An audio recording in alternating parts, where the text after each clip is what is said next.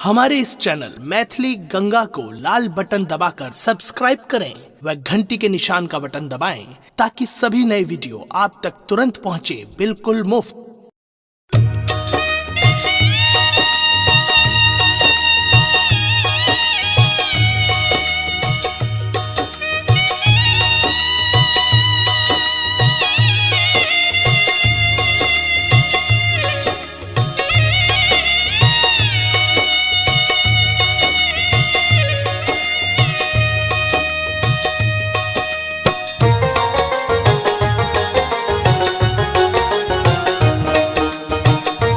अपने सुन रहे छी गंगा कैसेट की प्रस्तुति।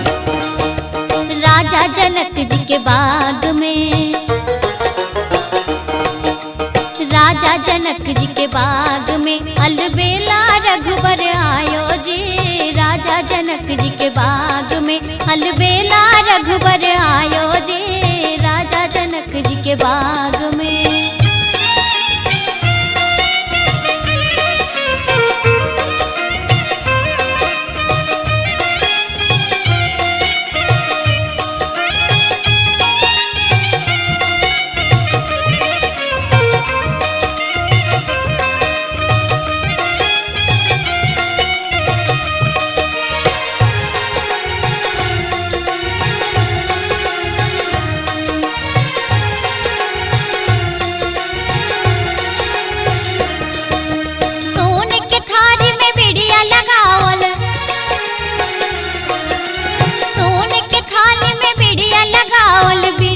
चभन आयो जी। राजा जनक जी के बाग में अलबेला रघुबर आयो जी।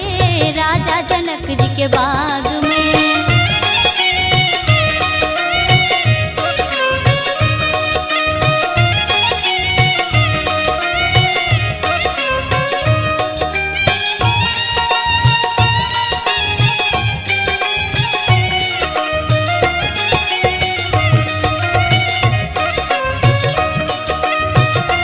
अपने सुन रहे छी गंगा कैसेट की प्रस्तुति।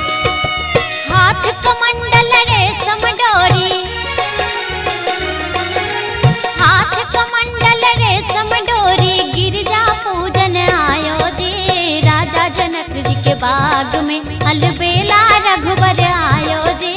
राजा जनक जी के बाग में